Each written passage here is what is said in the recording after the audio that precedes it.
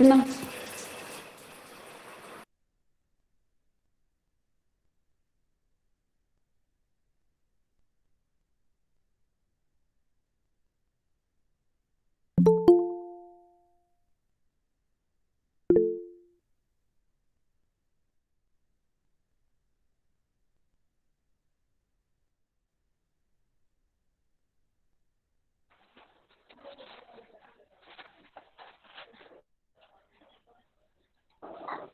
नमस्ते मैम।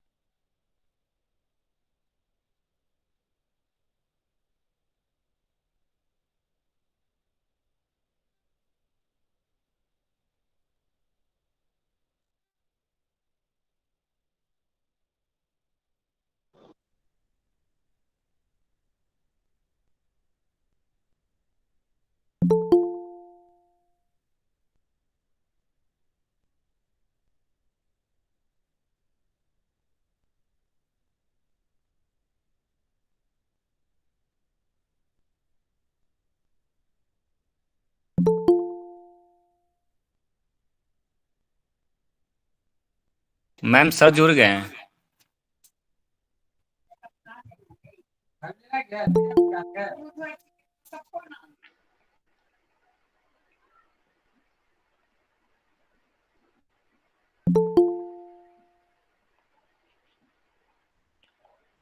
सबों को मेरा नमस्कार। मैं ललित। नमस्ते मैम। नमस्ते। कृपया सभी लोग अपना माइक को म्यूट कर लें। आप सबों से रिक्वेस्ट है कि आप सभी अपना माइक म्यूट कर लें। हमारे माननीय कुलपति जी जुड़ गए हैं। आप सभी अपना माइक म्यूट कर लें। सबों को ललित कला संकाय की ओर से बहुत बहुत नमस्कार। आज हम अपनी संकाय की ओर से उपस्थित हैं 5 दिनों के शोध छात्रों के लिए राष्ट्रीय कार्यशाला को लेकर। ये कार्यशाला 5 दिनों तक चलेगा। इस कार्यशाला में हम अपने विभाग के साथ जुड़कर 5 ऐसे मूर्धन्य विद्वानों को जोड़ा है जो शोध छात्रों के लिए नई राह दिखाएंगे, क्योंकि बहुत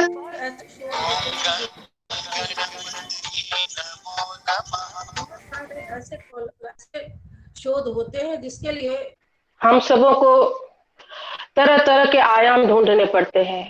इन सारे कई विषयों के साथ हम 5 दिवसीय इस कार्यशाला में उपस्थित रहेंगे। हमारे माननीय कुलपति प्रोफेसर सुरेंद्र प्रताप सिंह जी जुड़ गए हैं। हम अपनी संकाय और अपने विभाग की ओर से सर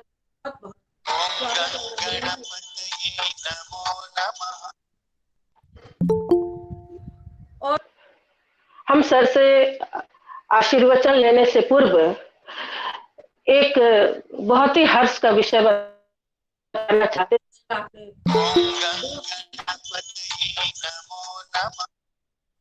कल आपने 2 अक्टूबर को विश्वविद्यालय में 4 नए कार्यों को जोड़ा और आपने बताया उसे मंच से। ये बहुत ही हर्ष का विषय है सर कि हमारे विश्वविद्यालय से और हमारे इस विभाग से जो पत्रिका निकलती है, संगीत शोध पत्रिका भैरवी, उसको यूजीसी केयर लिस्ट के प्रथम ग्रुप में शामिल कर लिया गया है। तो ये हमारे विश्वविद्यालय के लिए बहुत बड़ी बात है, और हमें हमारे संगीत के क्षेत्र के लिए, संगीत के शोध छात्र छात्राओं के लिए, संगीत के शिक्षकों के लिए, संगीत के छात्रों के लिए बहुत ही अवसर आया है कि बहुत कम पत्रिकाएं होती थी, संगीत की शोध पत्रिकाएं, और इस पत्रिका को शामिल किया गया है। मैं सभी संपादक मंडल सहित अपने विश्वविद्यालय को इसके लिए आभार प्रकट करती हूँ, और इसके संपादक मंडल में कई राज्यों से लोग जुड़े हैं, उनके प्रति भी मैं आभार व्यक्त करती हूँ। और जिन्होंने जिज्ञासा के साथ बार बार कि आपने केयर लिस्ट के लिए अप्लाई किया या नहीं, और हमें बराबर याद कराते रहे, उन सभी के प्रति हम अपने संकाय और अपने विश्वविद्यालय की ओर से आभार प्रकट करते हैं, क्योंकि यूजीसी केयर लिस्ट में जाने के लिए कई प्रक्रियाएं थी, जिसको पूरा करने के बाद ही ये यूजीसी केयर लिस्ट में आ सकता था, और हम सबों ने इसका प्रयास किया और हमें सफलता मिली। इससे संगीत जगत का बहुत बड़ा लाभ होगा। हमारे बीच माननीय प्रतिकुलपति महोदया को भी जुड़ना है। गणेश जी जरा बताएंगे कि मैडम जुड़ गई हैं? मैम अभी तक आएंगे नहीं, जुड़ी नहीं नहीं आई है। है।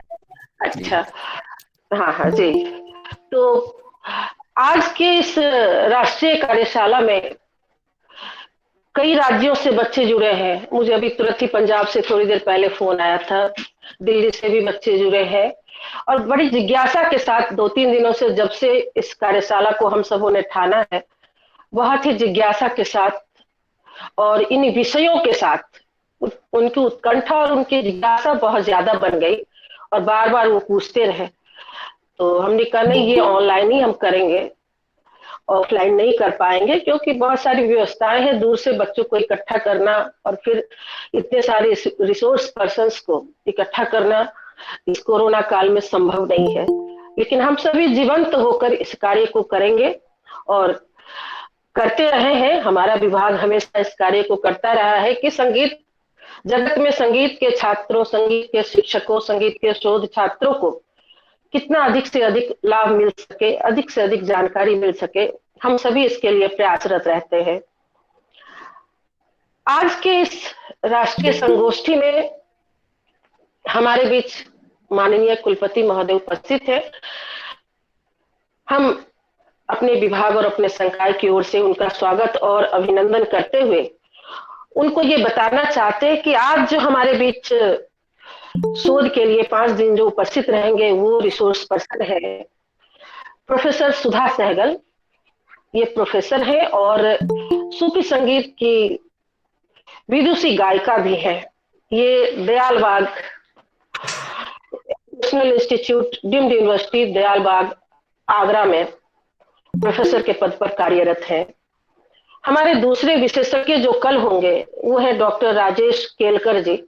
ये डीन और हेड प्रदर्शन कला विभाग सियाजी राव, महाराजा सियाजी राव विश्वविद्यालय बड़ौदा से संबद्ध है। हमारे तीसरे वक्ता जो 5 तारीख को जुड़ेंगे वो है प्रोफेसर गोपी रमन प्रसाद सिंह, संकाय अध्यक्ष मानविकी संकाय और समाजशास्त्र विभाग के विभाग अध्यक्ष है। और हमारे चौथे विशेषज्ञ है प्रोफेसर ध्रुव कुमार जी, अध्यक्ष विश्वविद्यालय मनोविज्ञान विभाग, ललित नारायण मिथिला विश्वविद्यालय दरभंगा। और हमारे 5वें विशेषज्ञ है assistant professor department of sociology के डॉक्टर अजय कुमार। ये है Ambedkar school of social science, Baba Saheb Bhimrao Ambedkar विश्वविद्यालय लखनऊ से संबद्ध रखते हैं। और इन लोगों ने जो विषय चयन किया है वो हमारे शोध छात्रों के लिए बहुत ही महत्वपूर्ण है। प्रोफेसर सुधा सहगल ने जो विषय चयन किया है वो विषय है तुलनात्मक शोध की व्यापकता और विशेषता। डॉक्टर राजेश केलकर जी ने जो विषय चयन किया है वो विषय है impact of plagiarism on research. Professor Gopi Raman Prasad Singh ने जो विषय हमें सुझाया वो विषय है formulation of PhD synopsis. Professor Dhruv Kumar ji से मेरी लंबी बातचीत चली और उन्होंने जो विषय बताया analysis of data based research, और 5वां डॉक्टर अजय कुमार, जो शिमला में हमारे साथ रिसर्च टीचर्स फेलो भी रह चुके हैं। उन्होंने जो विषय बताया, उन्होंने कहा अंतर अनुशासनात्मक विषयों के साथ संगीत एवं नाट्य विषय में शोध के विविध आयाम। तो ये पांचों ही विषय शोध छात्रों के लिए एक नई दिशा देगा। नए नए विषय में शोध होंगे, एक दूसरे विषय के साथ जोड़कर शोध होंगे। साथ ही ये मैम जुड़ गई है मैम। ओके, और साथ ही ये जो शोध, जब इन विषयों और इन विशेषज्ञों की बातों को सुनने के बाद जो भी जितने भी शोध छात्र यहाँ जुड़े हैं, उनके शोध में जो तब्दीली आएगी, उन्हें लगेगा कि नहीं, हमने कुछ शोध करके, हमने कुछ रिसर्च करके संगीत और नाट्य के क्षेत्र में कुछ दिया, कुछ कार्य किया।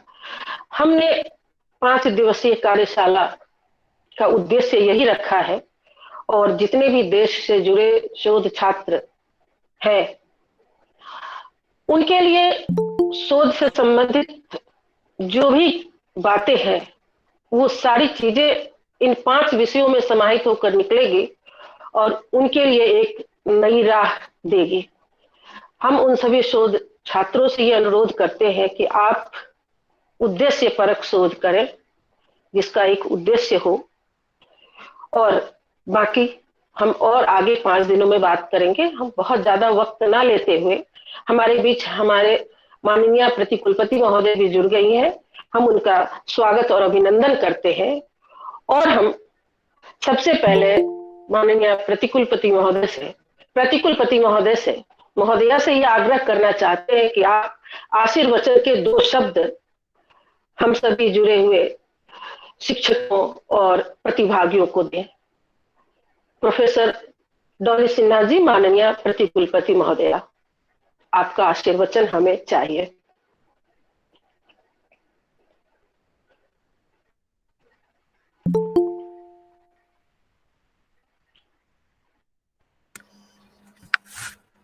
सभी को मेरा नमस्कार। हमारे साथ हैं विश्वविद्यालय के माननीय कुलपति प्रोफेसर एसपी सिंह सर। हमारे साथ हैं dean faculty of social science professor Gopi Raman Prasad Singh, dean head of the department of music professor Pushpam Narayan. एक बार फिर आप सभी को मैं नमस्कार करती हूँ। और हमारे साथ कई रिसोर्स पर्सन्स हैं, प्रोफेसर सुधा सहगल, डॉक्टर राजेश केलकर एवं अन्य जो हमारे रिसोर्स पर्सन्स हैं। ये 5 दिवसीय कार्यशाला के लिए आप सभी को भी मैं नमस्कार करती हूँ, और विश्वविद्यालय की ओर से और मैं अपनी ओर से भी आपका एक बार फिर स्वागत करती हूँ। ये 5 दिवसीय कार्यक्रम जो विश्वविद्यालय का संगीत और नाट्य विभाग ने आयोजित किया है, मैं इसके लिए विभाग से जुड़े सभी को बहुत बहुत अभिनंदन करती हूँ। हम सभी जानते हैं कि रिसर्च की महत्ता कितनी है, और आज एक अच्छे रिसर्च करने के लिए कुछ बिंदुओं पे जो है वो फोकस करना अत्यंत आवश्यक है। जैसे पहला मैं समझती हूँ कि जिस विषय पे रिसर्च किया जा रहा है उसकी अच्छी जानकारी हो, जिसको हम लोग लिटरेचर सर्वे कहते हैं। तो लिटरेचर सर्वे का अगर नॉलेज होगा तो हम जानेंगे कि जो मुझे विषय, जिस विषय में मैं आगे काम करने जा रहा हूँ, उस पर कितने काम हो चुके हैं, और उसी से हम निकालेंगे कि हम उस विषय से जुड़ते हुए कुछ नए दिशा में कुछ नया काम कर सकूंगा। तो लिटरेचर सर्वे दूसरा बिंदु जो है वो रिसर्च मेथोडोलॉजी। जब हम रिसर्च करते हैं तो मेथोडोलॉजी एक होनी चाहिए, उसके स्टेप्स होते हैं, उसके डिटेल्स होते हैं, जिसके विषय में भी अच्छी जानकारी के बिना हम अच्छा रिसर्च नहीं कर सकते। और तीसरा जो महत्वपूर्ण बिंदु है वो है प्लेगरिज्म का। तो कई बार ऐसा होता है कि पाया जाता है कि रिसर्च में जो है लोग दूसरे जगह से उद्धृति देते हैं और उसका जो है उसको उसका रिकग्निशन जो मिलना चाहिए वो नहीं दिया जाता है। तो कई बार हम लोग साधारण अगर बोले साधारण तरीके से तो कॉपी पेस्ट का काम रिसर्च में काफी होता है, और इसे रोकने के लिए यूजीसी ने 2018 में ही एंड प्लेगरिज्म चेक को का बाध्यता कर दिया था, और अब करीब करीब सभी विश्वविद्यालय जो है प्लेगरिज्म चेक को एक्सेप्ट कर लिया है। हमारे एलन मिथिला यूनिवर्सिटी में भी 2020 से जो है इसको आवश्यक या मैंडेटरी कर दिया गया है। तो प्लेगरिज्म चेक या प्लेगरिज्म क्या होता है, प्लेगरिज्म को चेक करने के लिए उसके सॉफ्टवेयर्स क्या होते हैं, ये सभी को जानना आवश्यक होता है रिसर्च स्कॉलर के लिए। तो मैं समझती हूँ कि ये जो 5 दिवसीय कार्यशाला का आयोजन एलन मिथिला विश्वविद्यालय के म्यूजिक विभाग और नाट्य विभाग के संयोजन से हो रहा है, ये हमारे सभी रिसर्च स्कॉलर्स जो इसके प्रतिभागी हैं, अन्य विश्वविद्यालय के भी मुझे जानकारी मिली कि अन्य विश्वविद्यालयों से भी काफी प्रतिभागी इसमें भाग ले रहे हैं। तो उन सब के लिए इन बिंदुओं पे प्रकाश डाला जाएगा। हमारे साथ जो हैं कई अच्छे रिसोर्स पर्सन जुड़े हुए हैं, कुछ का मैंने नाम लिया। ये मैं देख रही हूँ कि हमारे साथ हैं डॉक्टर अजय कुमार, ये भी हैं हमारे बाबा साहेब भीमराव अंबेडकर यूनिवर्सिटी लखनऊ से जुड़े हुए हैं। अन्य कई जो है जिनके नाम शायद मैं नहीं ले पाऊंगी अभी क्योंकि पूरा डिटेल्स मेरे पास नहीं है लिस्ट। तो इन सभी के सहयोग से डॉक्टर पुष्पम नारायण और डॉक्टर लावण्य कीर्ति सिंह जो ये प्रयास कर रहे हैं बहुत ही सराहनीय है। मैं इसके लिए कितना भी उनका अभिनंदन करूं वो कम है। और मुझे एक और अच्छी खबर सुबह सुबह मिली है कि मिथिला विश्वविद्यालय द्वारा, मिथिला विश्वविद्यालय के म्यूजिक विभाग द्वारा एक पत्रिका जो है हमारा निकलती है जिसका नाम भैरवी है, उसका जो है यूजीसी केयर लिस्ट में जो है उसका हो गया है संयोजन। तो इसके लिए भी मैं म्यूजिक विभाग के हेड, डीन और अन्य सभी शिक्षक और खासकर जो हमारे रिसर्च स्कॉलर्स हैं सभी का बहुत बहुत अभिनंदन करती हूँ। वाकई ये बहुत खुशी की बात है कि मिथिला विश्वविद्यालय द्वारा प्रकाशित पत्रिका को यूजीसी केयर लिस्ट में स्थान मिला है। तो सभी का एक बार फिर मैं अभिनंदन करती हूँ। और आपका मैं जानती हूँ कि ये कार्यशाला जो है काफी प्रभावी रहेगा, और प्रतिभागियों से मैं आग्रह करूंगी कि आप एक भी सेशन मिस नहीं करें और इसको बहुत सीरियसली आप इसको सुने और आपको लाभ निश्चित ही होगा। तो आप इसका अधिकतम लाभ लें।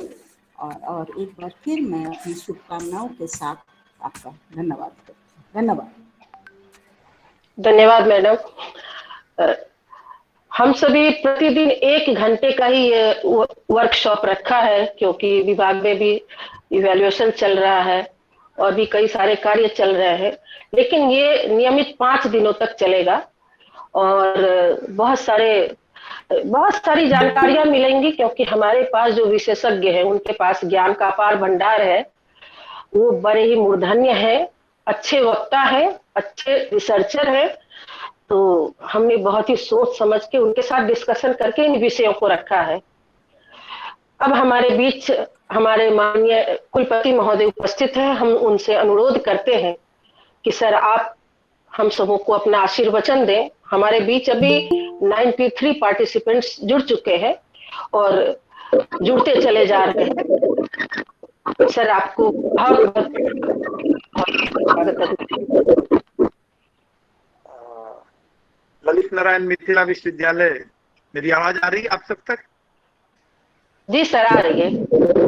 जी सर। जी सर। ललित नारायण मिथिला विश्वविद्यालय संस्कृत और नाट्य विभाग की तरफ से आज जो 5 दिवसीय कार्यशाला आयोजित की जा रही है उससे जुड़े हुए सभी रिसोर्स पर्सन जो ऑनलाइन प्लेटफॉर्म पर हमारे साथ जुड़े हुए हैं, जो दरभंगा के अतिरिक्त पूरे देश से जुड़े हुए हैं, और ललित नारायण मिथिला विश्वविद्यालय से जुड़ने वाले अपने सभी साथी, सभी शोध प्रत्याशी, शोध छात्र भाइयों बहनों, आज विश्वविद्यालय की एकेडमिक गतिविधि का एक अच्छा दिन है कि रिसर्च जिसके लिए विश्वविद्यालय जाना जाता है, विश्वविद्यालय की पहचान से होती है, उस विषय पर एक गंभीर परिचर्चा विभाग की तरफ से आज की जा रही है।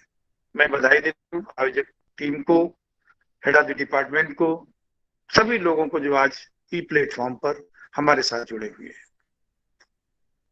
बहुत साफ बात होती है कि अध्ययन एक बात हुआ, अध्यापन दूसरा बात हुआ, परीक्षा तीसरी बात हुई, लेकिन इससे ज्यादा महत्वपूर्ण शोध है।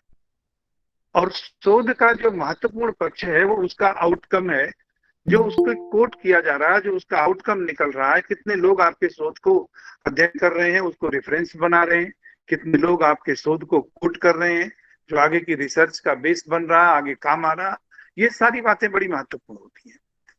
कहने का मतलब कुल इतना है कि एक विद्यार्थी जब कभी पीजी करने के बाद शोध की तरफ उन्मुख होता है, शोध करने की दिशा में सोचता है, तो कई तरह के विचार उसके मन में आते हैं। एक विचार ही आता है, सबके मन में आता है कि जो शोध हमें करना है, ये शोध मजबूरी है हमारी, टीचर बनने के लिए जरूरी तत्व है, इसलिए हमें इसे किसी भी तरह से करना है। किसी भी तरह का मतलब किसी भी तरह से करना है, वो शोध की क्वालिटी हो या ना हो, उसकी कोई गुणवत्ता बन रही हो ना बन रही हो, उसकी उपादेयता पे चर्चा हो रही हो ना हो रही हो, किसी तरीके से शोध को पूरा करना है, शोध करना है। जो ज्यादातर शोध हो रहे हैं वो इसी दिशा में ज्यादा हो रहे हैं, लेकिन आवश्यकता इस बात की है जिसपे बल बड़े संस्थान दे रहे हैं, विश्वविद्यालय दे रहा है, सारे संस्थान दे रहे हैं। नेशनल एजुकेशन पॉलिसी जो नई आई है, एनईपी, वो भी दे रही है, सब लोग दे रहे हैं इसको। वो ये दे रहे हैं कि जो रिसर्च हम कर रहे हैं या कराने जा रहे हैं या करने की सोच रहे हैं, उस रिसर्च का आउटकम एस्पेक्ट कितना महत्वपूर्ण है, कितने लोग उससे लाभान्वित होंगे, हमारे रिसर्च आगे की रिसर्च में कितने लोग कोट करेंगे, कितने उसे रेफरेंस के रूप में अध्ययन करेंगे, उसका आउटकम क्या आएगा, ये बड़ा महत्वपूर्ण है। बहुत सारे लोगों की रिसर्च होगी जिसको लेकर के एक भी कोट नहीं होगा कि रिसर्च की किसी ने परिचर्चा भी कभी की हो, उसका रेफरेंस कभी किसी ने उठाया हो, ऐसा होगा। ऐसे रिसर्च की जरूरत शायद नहीं है मेरे ख्याल में। होना चाहिए जो कोट कर सके, जिनकी गुणवत्ता हो, जो अपनी गुणवत्ता स्थापित कर सके। इसके लिए जब फिजिकली वॉलंटरली कोई बात नहीं हो पाई तो मैंडेटरी से यूजीसी ने लागू किया प्लेगरिज्म को, कि जो कॉपी पेस्ट हो रहा है वो चीज कहीं ना कहीं से हटे। और प्लेगरिज्म चेक करने के लिए सारी थीसिस को शोधगंगा पोर्टल पर डालना जरूरी हो गया, कि आप शोधगंगा पर डालेंगे, यहाँ तक कि आर्टिकल भी उस पर डालेंगे, और प्लेगरिज्म आर्टिकल की भी चेक हो रही, रिसर्च की तो छोड़िए।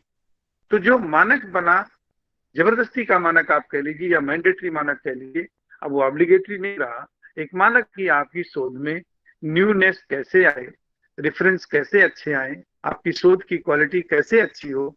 तो एक सीधा सीधा स्ट्रेट वे तैयार कर लिया गया। ये जो प्लेगरिज्म का चेक करने का टूल है, उस टूल को डेवलप किया गया। और सही कहा प्रोफेसर डाली सिन्हा जी कि ये सारे विश्वविद्यालयों में लागू है। बिहार के हो सकता कुछ विश्वविद्यालय आज इसे लागू ना कर रहे हो, लेकिन सामान्यतः सारे विद्यालयों में प्लेगरिज्म लागू है, चेक करने की व्यवस्था लागू है, शोध गंगा रिसर्च को डालना लागू है।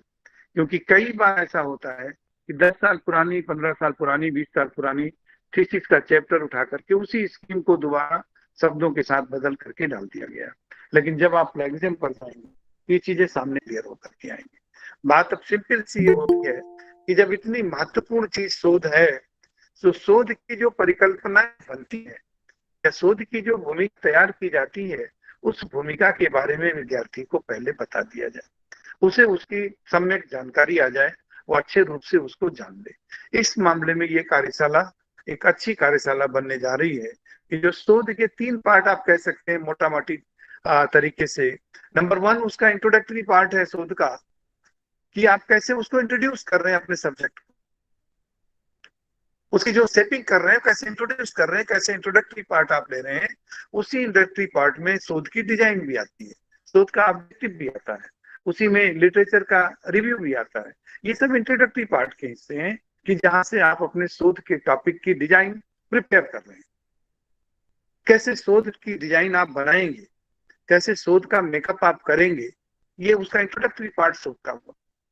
उस शोध के पार्ट में लिटरेचर रिव्यू भी आ गया, उस शोध के पार्ट में ऑब्जेक्टिव भी आ गया, रिसर्च का टॉपिक का सिलेक्शन भी आ गया, उसी शोध के पार्ट में आगे आकर के आपका जो मेथोलॉजी है वो मेथोलॉजी भी उसी पार्ट में आती है। अब दूसरा पार्ट जो शोध का दूसरा है वो उसका मेन कंटेंट ऑफ रिसर्च होता है, जो उसकी मेन बॉडी ऑफ रिसर्च है कि जो डिजाइन आपने कंप्लीट किया उस डिजाइन को कैसे आप एग्जीक्यूट करेंगे, ये इसका एग्जीक्यूशन पार्ट हुआ। इस एग्जीक्यूशन के पार्ट में उसके जो एनालिसिस का टॉपिक आप पिकअप कर रहे हैं उस टॉपिक की डिटेलिंग है। उनको डिटेल करने में, जब आप डिटेल करने जाते हैं उनके, तो डिटेल करने में फिर ये डाटा एनालिसिस भी इसी में सहायता करेगी। जो शोध की सिनॉप्सिस परफेक्टली, जितनी अच्छी सिनॉप्सिस बनेगी रिसर्च उतना अच्छा बनेगा, रिसर्च करने में उतनी आसानी होगी। तो सिनॉप्सिस भी इसी का पार्ट हुआ, मेन कंटेंट का पार्ट हुआ, डाटा एनालिसिस भी इसी का पार्ट हुआ। ये जो सारी चीजें आप कंप्लीट करेंगे, मेन बॉडी ऑफ रिसर्च ले आएंगे, फिर आप इसको कंक्लूड करेंगे कि आपका जो हाइपोथेसिस था या जो आपका रिसर्च मेथोलॉजी थी वो हाइपोथेसिस कैसे कंक्लूड हो रही है। उस कंक्लूजन के पार्ट पे फिर आप इसका रिसर्च का कंक्लूजन पार्ट ले आते हैं, ये लास्ट पार्ट रिसर्च का होता है। और इन सब में जो सहायता आपको देता है, वो रेफरेंसेज आपकी सहायता देते हैं, वो टूल आपकी सहायता देते हैं, वो सारी चीजें आपकी मदद करते हैं, तब आप कंक्लूड करते हैं। और अगर ऐसी कोई थीसिस की डिजाइन करते हैं आप, तो नेचुरली उस थीसिस की डिजाइन में जो नया ट्रेंड आज का है, पहले भी ये ट्रेंड था कि बेसिक जो मेरा विषय है उस विषय के अतिरिक्त उसका जब तुलनात्मक और विशद अध्ययन आप करना चाहते हैं, स्कोप और तलाशना चाहते हैं, तो दूसरे सब्जेक्ट से उसके रिश्ते भी उसके साथ जोड़ते हैं। तो इस तरह से रिसर्च की व्यापकता बनती है, रिसर्च की उपयोगिता बनती है, रिसर्च की तैयारी बनती है। ये सारी चीजें रिसर्च के साथ काम आती है। मैं समझता हूं कि इन सारे विषयों को आज विभाग ने अपने स्पेशलिस्ट के साथ जोड़ा है, एक सुंदर कॉम्बिनेशन दिया है। विद्यार्थियों को इससे अच्छा लाभ मिलेगा अपने विषय को चुनने में। यदि वो चुन चुके हैं पहले से, तो सब्जेक्ट को मॉडिफाई करने में, रीडिजाइन करने में, रीशेड्यूल करने में उन्हें एक अच्छा सा काम मिलेगा। क्योंकि बिना इम्पैक्ट एनालिसिस के, बिना आउटकम एनालिसिस के, बिना किसी यूटिलिटी के ये सारी थीसिस बेकार हैं, केवल एक ऑर्नामेंटल डिग्री के रूप में रहेंगी, आगे आपको कोई मदद ये नहीं कर पाएंगी। जो सब्जेक्ट को ना इनरिच कर पाएंगी, न लाइफ स्टाइल को इनरिच कर पाएंगी, न दूसरे सब्जेक्ट को इम्पैक्ट दे पाएंगे, न उसकी लोकप्रियता बना पाएंगे। ऐसी दशा में जो थीसिस है, जो रिसर्च है, उसकी सारे एस्पेक्ट, एक एक एस्पेक्ट बहुत इंपॉर्टेंट है। इतने इंपॉर्टेंट है कि एक अच्छी थीसिस के लिए अगर एक भी कड़ी इसमें से कमजोर है, आपकी रिसर्च डिजाइन ही कमजोर है, तो कंक्लूजन आपका उल्टा आ जाएगा। आपकी रिसर्च डिजाइन के बाद मेथोलॉजी आपने अगर कमजोर किया, तो जो डाटाबेस एनालिसिस आपकी होगी वो अच्छी नहीं आएगी, और रिजल्ट जो आना चाहिए था वो रिजल्ट नहीं आएगा, कुछ और रिजल्ट रिसर्च में आकर के चला जाएगा। एक भी कड़ी कमजोर है। अगर ऑब्जेक्टिव आपने क्लियरली नहीं लिया, गोल आपने रिसर्च का क्लियरली नहीं लिया, तो फिर कंक्लूजन अच्छा नहीं होगा। ये सारी चीजें मिल करके पूरे रिसर्च के कंपोनेंट को तैयार करती और उसकी क्वालिटी को प्रिपेयर करती। मैं बधाई लेता हूं विभाग को, इतने सारे विषयों को लेकर के, इतने सारे कंपोनेंट को लेकर के विद्यार्थियों के हित में एक योजना लिया, एक वर्कशॉप कर रहे हैं। और एक बात और समझिए, किसी विषय का ही कोई रिसर्च का मॉड्यूल नहीं होता।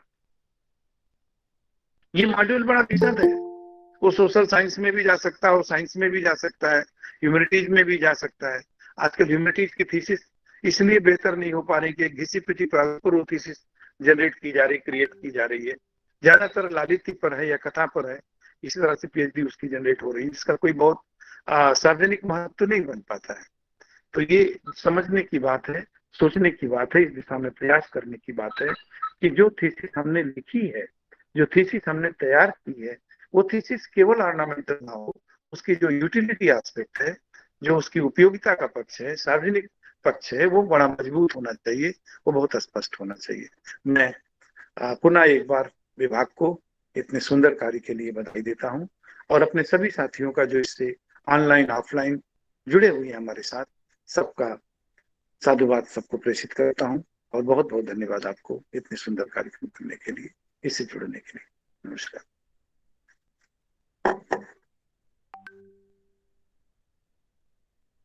मैम आप अनम्यूट करें। बहुत बहुत आभार सर। और अब मैं प्रोफेसर लावनी कीर्ति सिंह काव्या जी से अनुरोध करती हूँ कि आप इस सत्र का आभार व्यक्त करें। प्रोफेसर लावनी कीर्ति सिंह काव्या जी।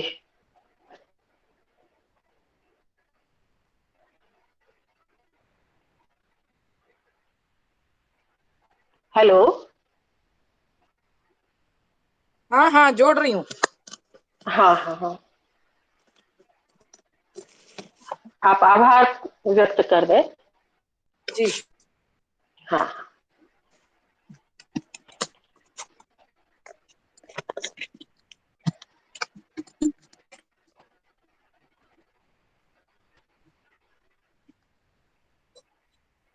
नमस्कार। आज हम लोग उपस्थित हैं रिसर्च मेथोडोलॉजी के रिसर्च के नेशनल वर्कशॉप में, जिसमें देश से हमारे असंख्य प्रतिभागी हमारे साथ जुड़े हुए हैं और यह एक सुंदर संयोजन है विभाग की तरफ से। इसके लिए मैं विभागाध्यक्षा संकायाध्यक्षा प्रोफेसर पुष्पम नारायण जी को साधुवाद देती हूँ कि उन्होंने इस तरह की परिकल्पना की और आज हम उसे साकार होते देख रहे हैं। आज इस सत्र में हमारे अभिभावक प्रोफेसर सुरेंद्र प्रताप सिंह जी, माननीय कुलपति ललित नारायण मिथिला विश्वविद्यालय, हमारे साथ जुड़े हुए हैं मुख्य अतिथि के रूप में।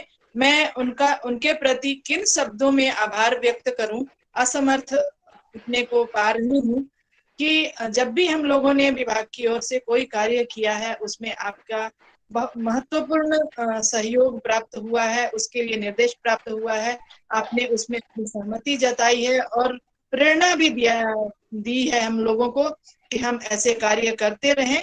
आज अभी उनके उद्बोधन से भी ऐसा ही हम उल्लासित हैं, अपने को उल्लासित महसूस कर रहे हैं कि हम निरंतर ऐसे कार्य कर सकते हैं विभाग में और यह कार्य जो विभाग की ओर से होगा वह निश्चित ही सबको लाभप्रद होगा।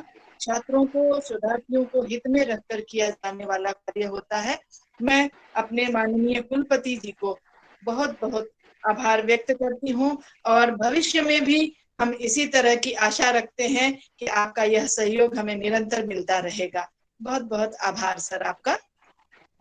हमारे साथ जुड़ी हैं हमारी माननीय प्रतिकुलपति महोदया, जो एक वैज्ञानिक होते हुए हमारे विषय में उनका बहुत रुझान है। हम लोग यहाँ जब वो प्रतिकुलपति नहीं रही थी उसके पूर्व से उन्हें जानते हैं, तो और संगीत में, नाटक में, विभिन्न कलाओं में उनका विशेष रुझान है और उन्होंने हमेशा ही ऐसे कार्यों को प्रोत्साहित किया है। आज यहाँ उपस्थित होकर अपने उद्बोधन से जो हमारे इस वर्कशॉप का शीर्षक है उसके लिए जिन महत्वपूर्ण बिंदुओं को की ओर उन्होंने इशारा किया वह भी बहुत उल्लेखनीय है। मैं उनके प्रति भी आभार व्यक्त करती हूँ और भविष्य के लिए भी ऐसी उम्मीद रखना चाहेंगे हम लोग कि आपका स्नेह इसी तरह निरंतर मिलता रहे। हमारे साथ विभिन्न विश्वविद्यालयों से, विभिन्न प्रांतों से, देश भर से अनेक असंख्य प्रतिभागी, शोधार्थी, शिक्षक भी जुड़े हुए हैं जिनको शोध कार्य में विशेष रुचि है। ऐसे सभी अध्येताओं को मैं साधुवाद देती हूँ, उनको शुभकामना देती हूँ कि ऐसे जागरूक होकर, ऐसे कार्यों में अपनी रुचि दिखाकर, उसके प्रति प्रेरणा लेकर सुंदर कार्य करने के लिए शोध की नई नई दिशाएं ग्रहण कर उनमें ऐसे कार्य करें जो आगे वाले शोधार्थियों के लिए भी प्रेरणा स्रोत हो और यह शोध कार्यशाला उनके लिए बहुत उपयोगी सिद्ध होगी। तो ऐसे शोधार्थियों, अध्येताओं को भी मैं साधुवाद देती हूँ अपने विभाग की ओर से। और हमारे साथ जो हमारे विशेषज्ञ हैं प्रोफेसर सुधा सहगल जी आगरा से, वे एक सुघड़ गायिका हैं, मात्र सूफी की ही नहीं बल्कि उपशास्त्रीय, शास्त्रीय शैली की विभिन्न विधाओं की वे सुघड़ गायिका हैं और सुंदर उनका संबोधन भी होता है और सुंदर लेखन कार्य भी उन्होंने किया है और करवाया भी है शोध कार्य। मैं उनके प्रति भी आभार व्यक्त करती हूँ। अगर सुधा जी जुड़ी हूँ तो मैं आपको सादर आभार व्यक्त करती हूँ कि आपने सब हमारे विभाग के लिए। और हमारे साथ जुड़े हुए डॉक्टर राजेश केलकर जी, डॉक्टर ध्रुव कुमार जी, डॉक्टर गोपी रमन प्रसाद सिंह जी, डॉक्टर अजय जी, मैं सभी के प्रति विभाग की ओर से पूरे समर्पण के साथ आभार व्यक्त करती हूँ कि हमारे इस आयोजन में सहयोग करने के लिए आप सहृदय तत्पर हुए और हमारे विद्यार्थियों के लिए नई नई दिशा लेकर आप नए नए विषय को लेकर हमारे बीच उपस्थित हुए हैं। मैं आप सभी के प्रति आभार व्यक्त करती हूँ और विशेष आभार प्रोफेसर पुष्पम नारायण जी को देती हूँ, जो निरंतर ऐसे कार्य लेकर नेशनल वर्कशॉप के द्वारा हमारे विद्यार्थियों के लिए एक नई दिशा देने का प्रयास कर रही हैं। सभी को बहुत बहुत आभार। हमारे विभाग से सभी शिक्षक, शोधार्थी और छात्र छात्राएं जुड़े हैं, उनको भी मैं साधुवाद देती हूँ और निरंतर जुड़े रहने के लिए भी कामना करती हूँ कि आप ऐसे कार्यों में निरंतर साथ रहें, आपको निश्चित ही लाभ होगा। बहुत बहुत धन्यवाद। और टेक्निकल सहयोग के लिए मैं गणेश जी को विशेष आभार करते हैं। धन्यवाद। नमस्कार सर, आप सबों के प्रति बहुत बहुत आभार। और अब हम अपना द्वितीय सत्र आरंभ करते हैं। हमारे बीच प्रोफेसर सुधा सहगल जी जुड़ गई हैं, वो आरंभ से ही जुड़ी हुई हैं, तो हम अपना द्वितीय सत्र आरंभ करते हैं। अभी जैसा प्रोफेसर लावनी कीर्ति सिंह जी ने उनका परिचय दिया, सचमुच वो संगीत जगत में परिचय की मोहताज नहीं है। वो बहुत अच्छी शास्त्रीय गायिका, उपशास्त्रीय गायिका के साथ साथ सूफी गायिका भी है। बहुत सारे शोध किए हैं। शिमला से इन्होंने 2 बार शिक्षक शोध अध्येता का कार्य पूरा कर संगीत में एक नए चीजों को जोड़ा है, एक नए आयाम को दिया है। और दयालबाग डीम्ड यूनिवर्सिटी से हमारे बीच जुड़ी है। हम प्रोफेसर सुधा सहगल मैडम का बहुत बहुत स्वागत और अभिनंदन करते हैं। मैडम, आप अपना वीडियो ऑन कर लीजिए। वीडियो ऑन है पुष्पम जी? हाँ, आ गया जी। आपका बहुत बहुत स्वागत और अभिनंदन। मैं बहुत धन्यवाद। सुधा सहगल मैडम, क्या आपने आ रही हैं आप? हाँ, आवाज आ रही है आपकी। बहुत आपने आपका मैं इस विभाग की ओर से विश्वविद्यालय संगीत एवं नाट्य विभाग, ललित कला संकाय एवं अपने विश्वविद्यालय की ओर से बहुत बहुत स्वागत और अभिनंदन करती हूँ। आपने जिन महत्वपूर्ण विषय को लिया है, ये शोध छात्रों के लिए बहुत ही सोचनीय विषय है, क्योंकि शोध के बच्चे चाहते हैं स्ट्रेट वे में मैं निकल जाऊं, लेकिन आपने तुलनात्मक विषय इन बातों को रख अपनी सहमति दी। ये हम सबों के लिए बहुत ही महत्वपूर्ण विषय है। आपका विषय है तुलनात्मक शोध की व्यापकता एवं विशेषता। इन विषयों को लेकर आप उपस्थित होंगी, तो मैं आपके बीच ज्यादा अवरोध न बनते हुए मैं आपको सादर आमंत्रित करती हूँ। आप आमंत्रित होकर अपने विषय को रखें। बहुत बहुत स्वागत, अभिनंदन आपका। बहुत धन्यवाद पुष्पम जी, बहुत धन्यवाद ज्ञापित करती हूँ मैं आपका। और सर्वप्रथम माननीय कुलपति महोदय और माननीय उप कुलपति महोदया का मैं हृदय से आभार व्यक्त करती हूँ, धन्यवाद ज्ञापित करती हूँ कि उन्होंने न केवल इनॉग्रल सेशन में अपनी सहभागिता दी, बल्कि जितने शोध के छात्र छात्राएं हैं उनको मार्गदर्शन भी दिया है। प्रोफेसर पुष्पम नारायण जी का और प्रोफेसर लावण्या कीर्ति जी की भी मैं हृदय से कृतार्थ हूँ। बहुत बहुत धन्यवाद ज्ञापित करती हूँ कि आपने मुझे याद किया और कुछ कहने का अवसर प्रदान किया। अब हमारे साथ बहुत से शोध छात्र छात्राएं जुड़े हुए हैं, तो मैं उनका तो मैं स्वागत ही करूंगी, क्योंकि जितने छात्र छात्राएं रिसर्च से जुड़ सकें, शोध में जितनी अपनी सहभागिता दे सकें, ये उनके लिए और उनके भविष्य के लिए बहुत लाभकारी होगा। अब मैं अपने विषय पर आती हूँ। जो विषय सर्वप्रथम तो पुष्पम जी ने सुझाया था और मैंने उसमें अपनी एक्सेप्टेंस भी दी थी। तुलनात्मक शोध की व्यापकता एवं विशेषता। ये इस शीर्षक में यदि आप देखें तो एक शब्द आपको बहुत अधिक वाइटल, जिसको कहना चाहिए, बहुत ज्यादा पोटेंशियल एक टर्म है तुलनात्मक शोध। और अगर हम तुलनात्मक की बात करते हैं, अगर उसी को उठाते हैं पहले, तो तुलना से इसका संबंध जोड़ा जाता है। जो रूट में जो हमारे पास टर्म आता है तुलना, तो सभी लोग बहुत अच्छे से अवगत हैं कि तुलना क्या है। अब तुलना साधारण आम बोलचाल की भाषा में जब हम बात करते हैं तब भी हम तुलना का कितनी बार प्रयोग करते हैं। तो साधारण अर्थों में अगर हम इसके शब्द की, इसके अर्थ की, इसकी व्युत्पत्ति की बात करें तो मिलान करना एक हो सकता है। आंकना, किसी इन्हीं दो वस्तुओं में या दो से अधिक वस्तुओं में आप जब आंकलन करते हैं, एनालिसिस करते हैं, या बहुत आम बोलचाल की भाषा में जब तोलते हैं।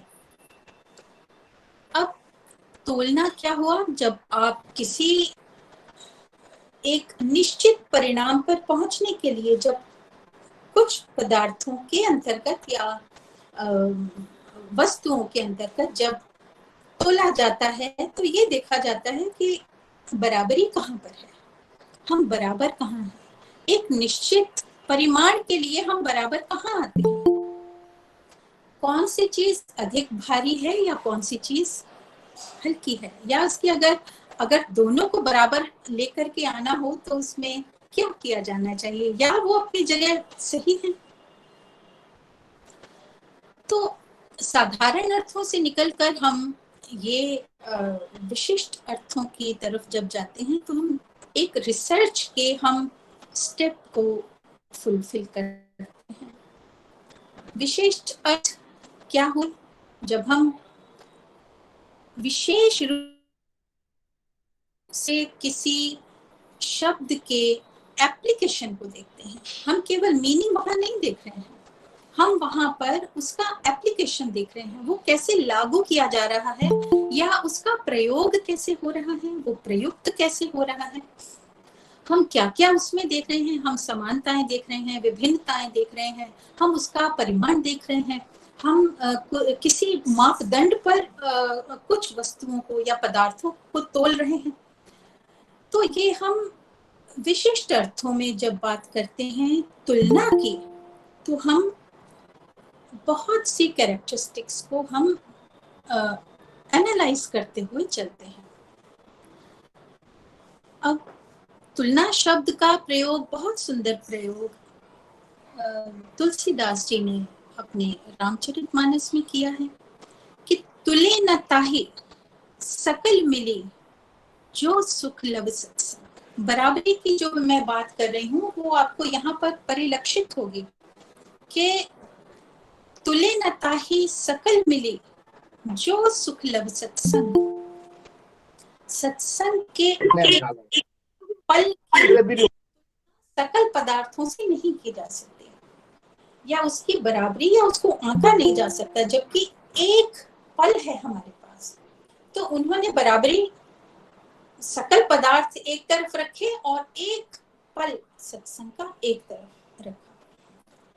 इसी तरह जब हम क्लास में देखते हैं, अपनी क्लासेस में देखते हैं या मासेस में देखते हैं, तो एक कक्षा में 50 बच्चे हैं और वो कक्षा तो एक ही कहलाती है, तो बराबरी के लेवल पर खड़ी हुई है, लेकिन उनमें जो समष्टि है, ये जो मासेस है, उसमें उनके परिमाण अलग अलग हैं, उनके वेटेज उनका अलग अलग है। आप अलग अलग उनको आंकते हैं, उनका आंकलन आप अलग अलग करते हैं। तो यहाँ पर भी तोलने की बात आ गई। तो जहाँ तोला जाता है वहां कंपैरिजन ले किया जाता है, कंपैरिजन को हम फाउंडेशन कंपैरिजन की बना देते हैं। अब बहुत सी चीजें हैं जिनका कंपैरिजन नहीं हो सकता। साहित्य में बहुत से ऐसे ग्रंथ हैं जिनका कंपैरिजन किसी और ग्रंथ के साथ नहीं हो सकता। उस ग्रंथ के अंतर्गत कतिपय ऐसे कंपोनेंट्स होंगे, कतिपय ऐसी विशेषताएं होंगी जिनको हम ले सकते हैं, लेकिन आमूल चूल हम उस ग्रंथ को हम किसी अन्य ग्रंथ से कंपेयर नहीं कर सकते। लेकिन फिर भी कंपैरेटिव स्टडीज होती हैं, और शोध है ही क्या, शोध अपने आप में एक मापदंड है कंपैरिजन का। लेकिन मैं अपने इस लेक्चर के बाद एक प्रोपोजिशन को जरूर कहूंगी, क्योंकि हम कंपैरिजन को एज अ कंपैरिजन ना ट्रीट करें, हम उसके लिए बहुत अच्छा एक प्लेटफॉर्म हम इन्वेंट कर सकते हैं। तुलना जब हम करने के लिए जब हम उद्यत होते हैं, तो एक शब्द है कि किसी काम को करने के लिए आप तुल गए, या जैसे हम आम बोलचाल की भाषा में कहते हैं, भाई आप तो इस काम के लिए बिल्कुल तुली बैठी हैं, या आप तुले बैठे हैं। तो इसमें कहीं तुलना का सेंस तो नहीं आता, क्योंकि यहाँ सेंस है ठान लेना। आपने ठाना हुआ है कुछ, आप उद्यत हैं, आप तत्पर हैं किसी कार्य को करने के लिए। तो यहाँ जो उद्यत होना है, जो तत्पर होना है, ये आपका रिसर्च से जुड़ जाता है। क्योंकि रिसर्च आप सब जानते हैं, सब शोध छात्र छात्राएं यहाँ पर जुड़ी हुई हैं। रिसर्च पुनः पुनः पुनः पुनः किसी अवधारणा को लेना, उसके बारे में आप खोज करते हैं, आप बार बार खोज करते चले जाते हैं। और कंपैरेटिव स्टडी जो है वो इतनी सूक्ष्म निरीक्षण की रिक्विजिशन है उसको, कि वो बार बार at every step it requires keen observation and keen speculation। अब ये देखा जाए कि तुलना अस्तित्व में आती कैसे है, कैसे उसका हम ये देख सकते हैं कि वो कैसे विद्यमान हो रही है, और इसका पदार्पण कैसे हो रहा है, और रिसर्च में इसका कैसे एसिमिलेशन कैसे हो रहा है। तो जहां पर, जैसे मैंने अभी पहले कहा कि जहां दो व्यक्तियों के, पदार्थों के, वस्तुओं के मध्य तुलना हो रही है, या फिर दो से अधिक व्यक्तियों के, पदार्थों, वस्तुओं के अंतर्गत हो रही है। आप किसी रिसर्च को उठाते हैं, किसी काल के माध्यम से, जैसे रामायण है, ग्रंथ है हमारे पास, रामायण है, रामचरितमानस है और घट रामायण है। ये तीनों ग्रंथ जो हैं वो केवल कंटेंट के लिए एक ही कथा को रिप्रेजेंट कर रहे हैं, लेकिन क्योंकि इनका काल या इनका समय अलग अलग था, तो इनके परिस्थितियों में भी परिवर्तन हो गया, इनके कंटेंट में भी परिवर्तन हो गया। पात्रों में बहुत ज्यादा परिवर्तन ना हुआ, लेकिन कथा वस्तु में बहुत परिवर्तन हुआ। लेकिन हम ये देखें कि जब हम तुलना सहित, तुलना से जो युक्त है उस शोध की तरफ अगर हम चलते हैं, तो हमें यह देख लेना चाहिए हमेशा कि इसके पैरेलल कौन खड़ा हुआ है। आप एक बेसिक फाउंडेशन लेते हैं, आप एक ग्रंथ लेते हैं, तो उसके मुकाबिल कौन खड़ा हुआ है। यहाँ मुझे एक छोटा सा एक एनेक्डोट या उपाख्यान जिसको आप कह सकते हैं, बहुत लघु कथा एक, वो इस तरह से है कि एक किसी राजा के दरबार में किसी दूत आया और उन्होंने नाम को बिना बताते हुए उनकी प्रशंसा करनी आरंभ कर दी। तो राजा के जो मंत्री बैठे हुए थे तो थोड़ी देर वो सुनते रहे और बाद में बोले कि पीछे कसौटी पे तोल, पीछे कसौटी पे तोल, पहले मुकाबिल तो बोल। मतलब पहले आप हमारे राजा के दरबार में आए हुए हैं और किसी अन्य की आप तारीफ कर रहे हैं, वो तो एक अलग बात है, पर आप वो मुकाबिल कौन है वो तो आप बताइए।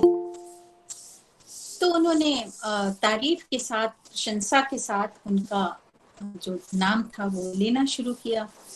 तो जो पहले राजा के दरबार में जो मंत्री थे जिन्होंने क्वेश्चन उठाया था कि पीछे कसौटी पे तोल, पहले मुकाबिल तो बोल, तो उन्होंने ये कहा कि तो पूरी उनकी जो गाथा थी, जो प्रशस्ति गान था उनका, उसको सुनकर के उन्होंने बोला, अरे तू ऐसा मुकाबिल लाया, तू ऐसा मुकाबिल लाया, सूरज को दिवरा दिखाया।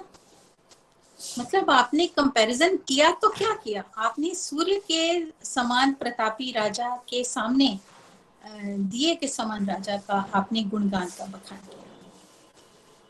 तो इस एनेक्डोट को बताने के लिए या मेंशन करने के लिए मेरा सिर्फ यही मंतव्य है, आप रिसर्च में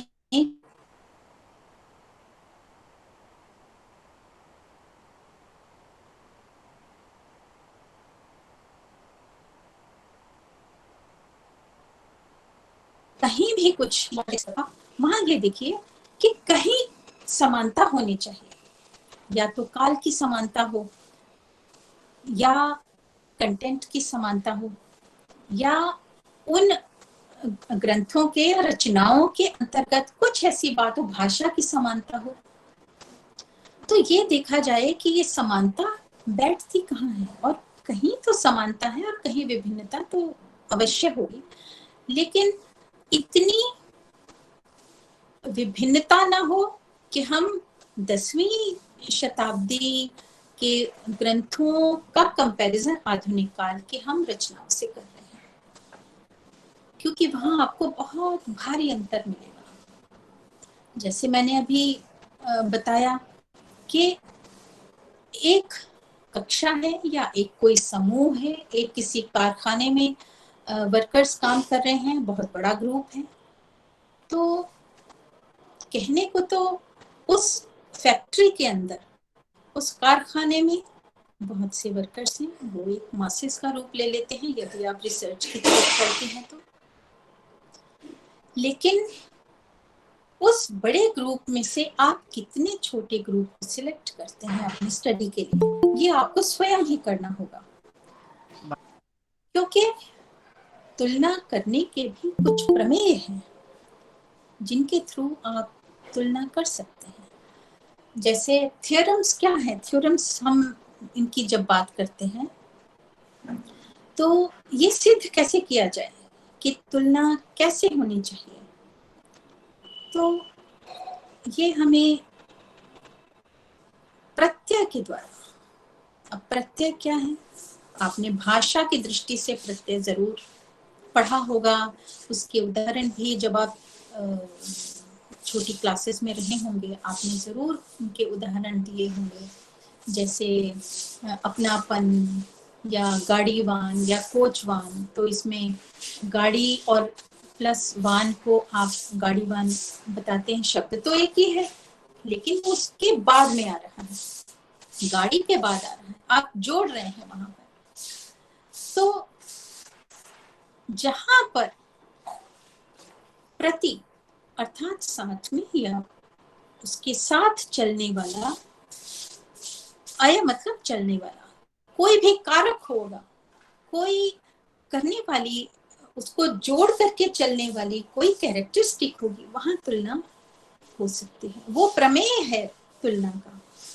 प्रमेय आप निर्दिष्ट अपने हिसाब से कर सकते हैं। यदि शोध की दृष्टि से आप कार्य करते हैं तो प्रत्यय को आप इस तरह समझिए कि ये एक विचार है, और विचार तो विचार की मैं बात करूं तो जैसा कि कहा जाता है विचारयंती विचार कहा, विचार कौन करता है? जो विचारक होता है। तो विचार को हम अपने आम जनजीवन में, हम अपनी दैनिक दिनचर्या में देखते हैं, हम रोज के कार्यकलापों में देखते हैं। विचार का प्रयोग तो हम करते ही करते हैं, लेकिन शोध के क्षेत्र में केवल विचार ही कार्य करता है ऐसा नहीं है। जैसे आप किसी कार्य को मैच्योर कर देते हैं, रिसर्च के थ्रू आप मैच्योर करते हैं, तो मैच्योर करके आप उसको डेवलप करते हैं, आप उसमें इम्प्रूवमेंट करते हैं। तो इसी तरह से जब विचार चिंतन में, मनन में, मीमांसा में बदल जाता है, आप उसका एनालिसिस करने लग जाते हैं। अगर आप किसी एक छोटी शोध दृष्टि से आप किसी छोटे कार्य को संपादित करते हैं या उसके ऊपर शोध कार्य करते हैं, तो आप केवल आपके पास ऐसी स्ट्रीम है कि आप टारगेटेड हैं एक विचार की तरफ चलने के लिए। लेकिन जब आप कंपैरेटिव स्टडी आप करते हैं, जब आप तुलनात्मक अध्ययन करते हैं शोध का, तो आपके पास बहुत से कारक आ जाते हैं, बहुत से अवयव आपके पास आ जाते हैं जिनके ऊपर कार्य करना बहुत आवश्यक हो जाता है। अब तुलना या तुलनात्मक शोध के हम क्षेत्र कैसे डिसाइड कर सकते हैं? हमको ये कैसे पता चले कि कंपैरेटिव स्टडी, वैसे तो रिसर्च के जितने भी रिसर्चेस कंडक्ट हो रही हैं, चाहे वो साइंटिफिक हो, चाहे एक्सपेरिमेंटल हो, बिहेवियरल साइंसेस में हम कंपैरेटिव रिसर्च को हम बहुत व्यापक रूप से देख रहे हैं।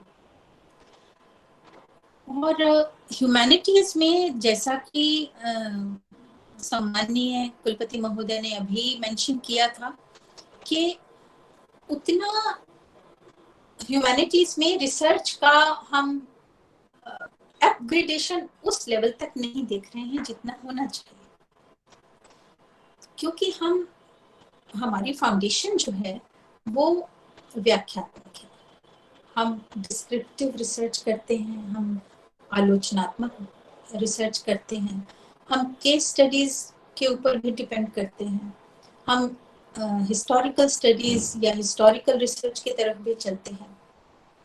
और इन्हीं रिसर्चेस के जो स्टेप्स हैं, जैसा कि सर ने बताया था, उनको हम प्रोसेस में ला करके अपनी रिसर्च को कंडक्ट करते हैं। लेकिन ये देखा जाए कि ह्यूमैनिटीज में हम इम्प्रूवमेंट कैसे ला सकते हैं, हम किस तरह से रिसर्च में कुछ ऐसा काम करें जो कि हमारी आज की रिसर्च से हम कम से कम बाद के 25 साल तक आने वाले शोधार्थियों को हम अपना योगदान दे सकते हैं। तो फाइन आर्ट्स की जब हम बात करते हैं तो अभी जिस चर्चा में हम बैठे हुए हैं, ये तो संगीत और नाटक पर बेस्ड है।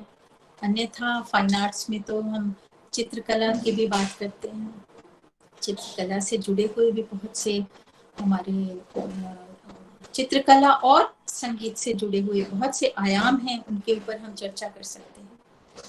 लेकिन यहाँ अभी हम संगीत और नाट्य के विषय में फोकस कर रहे हैं। तो जैसा आप जानते हैं, संगीत में जो सैद्धांतिक पक्ष है, जो शास्त्र से जुड़ा हुआ है, उसमें आप देखेंगे कि आपके पास पुरानी ग्रंथावलियां बहुत हैं, ग्रंथ बहुत हैं, पुराण बहुत हैं। आपके पास पुराने रचित नाटक बहुत हैं, आपके पास नाट्य काव्य बहुत हैं, और वो सभी किसी न किसी सेंचुरी में लिखे गए, और ऐसी शताब्दियों का प्रभाव उन साहित्यिक रचनाओं में जरूर पड़ा है। ये बात अलग है कि हम उन रचनाओं को देख करके उस समय संगीत की क्या स्थिति थी वो हम नहीं कह सकते हैं। हमें केवल वही संतोष करना होगा, हम वही संतोष कर सकते हैं जहां पर सांगीतिक उल्लेख हमें प्राप्त होते हैं, हमें स्वरों के बारे में चर्चा मिलती है। लेकिन आज के युग से हम पिछले युगों का कोई कंपैरिजन नहीं कर सकते, क्योंकि हमारे पास जो हमें जो प्राप्त है, जो हमारे पास स्थापित है एक ग्रंथ की तरह, हम उन्हीं को उस शताब्दी का एक परिचय मान करके हम उनके ऊपर हम कंपैरेटिव स्टडी कर सकते हैं। अब हम बात करें नाट्य की, तो नाट्य, शास्त्रीय नाट्य भी आपके पास संस्कृत में लिखे हुए नाट्य आपके पास बहुत हैं, आपके पास लोक नाट्य बहुत है। आपको शायद याद होगा जितने शोध के छात्र छात्राएं हैं, यदि उन्होंने भरत का नाट्य शास्त्र अवश्य पढ़ा होगा तो उसमें ये भी आपने ध्यान दिया होगा कि उसको समअप करते हुए या उसको टुवर्ड्स एंड आते हुए भरत ने ये मेंशन किया है कि जो कुछ उपस्थित है वो लोक से लीजिए। हालांकि उनका भरत का नाट्यशास्त्र आज के संदर्भ में भी अत्यंत प्रासंगिक है, बहुत सिग्निफिकेंट है, लेकिन उन्होंने अपने ग्रंथ को विराम, उसकी रचना को विराम देते हुए ये कहा है कि जो कुछ अनुपस्थित है वो आप लोक से लीजिए, आपको बहुत कुछ इसमें मिलेगा। क्या नहीं मिलेगा? हर वस्तु, हर अभिधान, हर अवधारणा आपको नाट्यशास्त्र में प्राप्त होती है, किंतु जो कुछ नहीं है वो आप लोक से लीजिए। कितनी बड़ी बात उन्होंने कह करके और इस चीज को हमारा मार्ग प्रशस्त किया है कि आप लोक से लीजिए। तो लोक हमारे पास इस तरह से स्थापित है। हमारे पास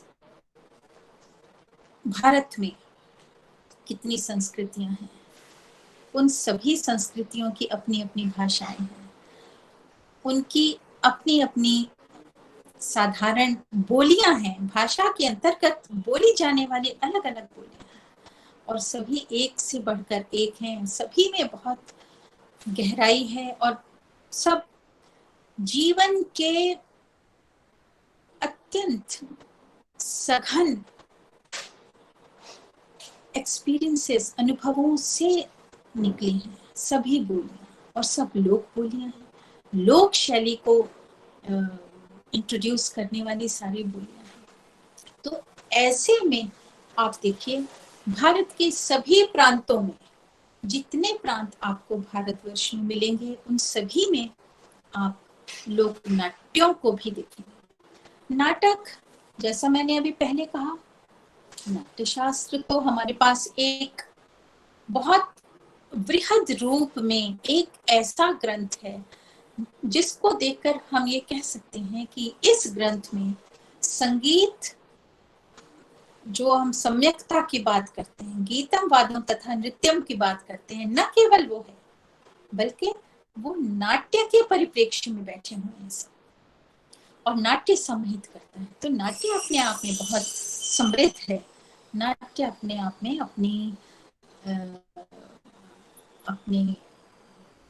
अपने अस्तित्व में इतनी संभावनाएं लेकर के बैठा है नाटक कि आप यदि बहुत सूक्ष्म दृष्टि से इसका शोध के द्वारा निरीक्षण करें तो आप पाएंगे कि प्रत्येक लोक नाट्य, यदि आप साहित्यिक रचनाओं में देख रहे हैं, वहां भी आपको काव्यमय डायलॉग्स मिलते हैं।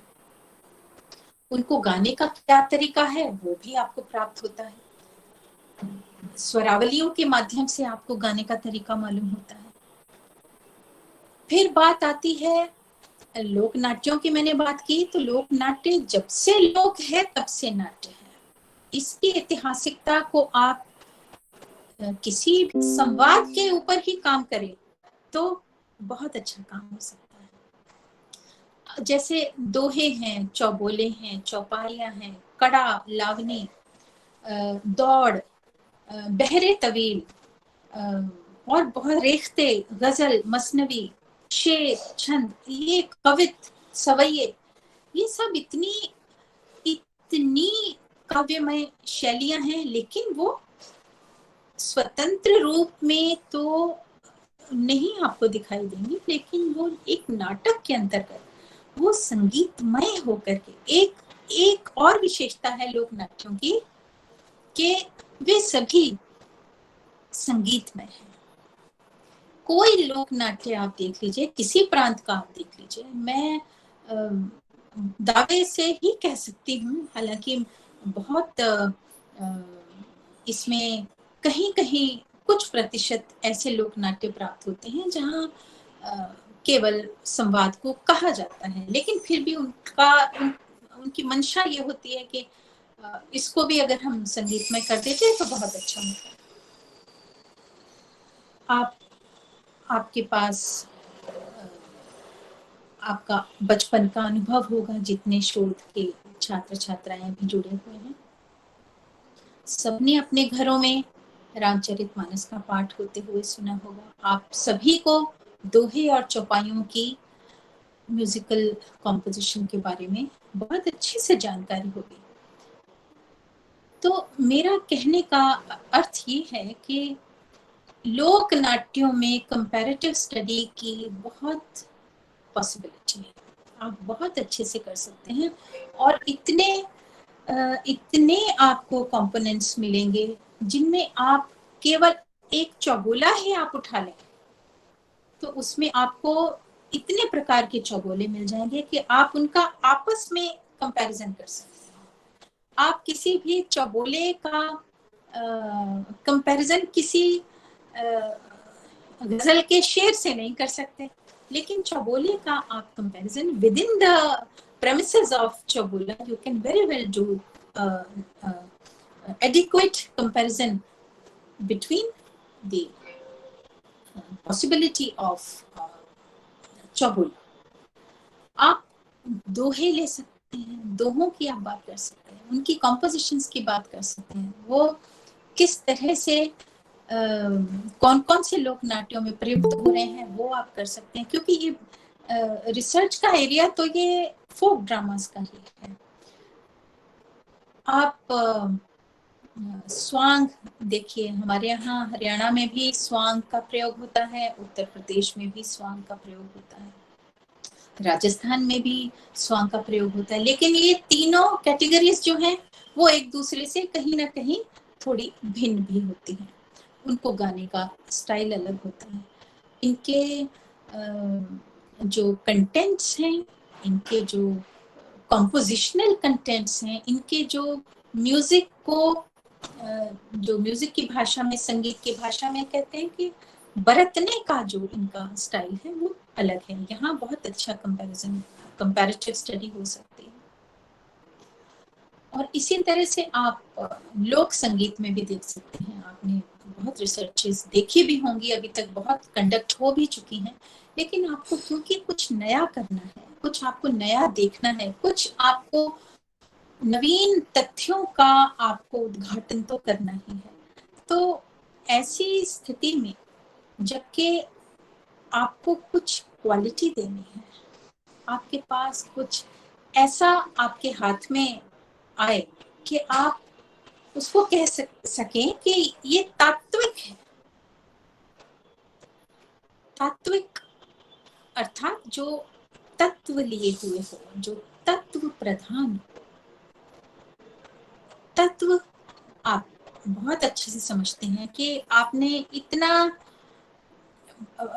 अध्ययन किया या आपने किसी चीज को बार बार परिश्रम से निकाला और आपके हाथ में तत्व क्या आया, फाइंडिंग्स क्या आपके पास आती हैं, आपके पास रिजल्ट्स क्या आ रहे हैं, आपने डाटा एनालिसिस किया तो आपके पास तत्व क्या निकल करके आया, तो आप वो तात्विक विवेचन आप उसको कह सकते हैं कि कंपैरेटिव स्टडी जो है हमारी वो तात्विक होनी चाहिए। उसके अंतर्गत कुछ ऐसे तत्व जरूर उद्घाटित होने चाहिए जो सर्वथा मौलिक हो, जो सर्वथा नवीन हो। अब लोक साहित्य और लोक साहित्य के काव्य में या लोक नाट्यों के काव्य में कह लीजिए, लोक गीतों के काव्य में कह लीजिए, तो हम वहाँ कितने ही वर्ग पाते हैं, लेकिन बड़े समूह में अगर देखा जाए तो आपने स्वयं भी बहुत सी थीसिस देखी होंगी कि स्त्रियों के गीत हैं, पुरुषों के गीत हैं, बच्चों के गीत हैं।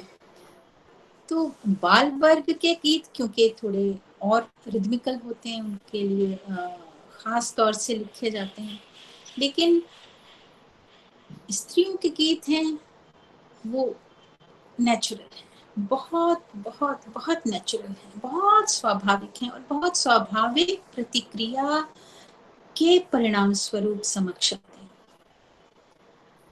जैसे संस्कार गीत हैं, जितने संस्कार गीत हैं और जो संस्कार गीत लोकनाट्यों में हमें प्राप्त होते हैं, वो संस्कार गीत सभी महिलाओं की, नारियों की चेष्टाओं का, नारियों के योगदान का एक परिणाम है। क्योंकि नारियों द्वारा जो स्वाभाविक रूप से जो योगदान दिया जाता है, जो कंट्रीब्यूशन दिया जाता है, वो एंटायरली प्योर होता है, क्योंकि वो हृदयगत भावनाओं को उकेरती हैं, हृदयगत भावनाओं को समक्ष लेके आती है। वो कहाँ एक्सप्रेस करती हैं। जब हम परंपरागत लोकगीत सुनते हैं तो वहां पर हमने कभी ये नहीं देखा होगा कि कोई नारी कहीं बैठ करके किसी कागज कलम को लेकर के लिख रही हैं। वो तो चक्की चला रही हैं और गाती जा रही हैं,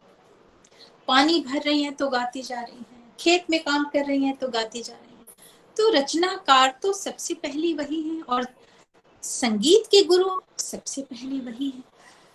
क्योंकि जब बच्चा सोता है या उसको सुलाने की चेष्टा की जाती है तो जो लोरी सुनाती हैं स्त्रियां, वो सांगीतिक है, वो स्वभावतः सांगीतिक है, वो स्वभावतः उसमें एक संवाद है। उसके अंतर्गत आप देखें कि वो अपने बच्चे को सुलाने के लिए उससे संवाद कर रही है और वो entirely म्यूजिकल है।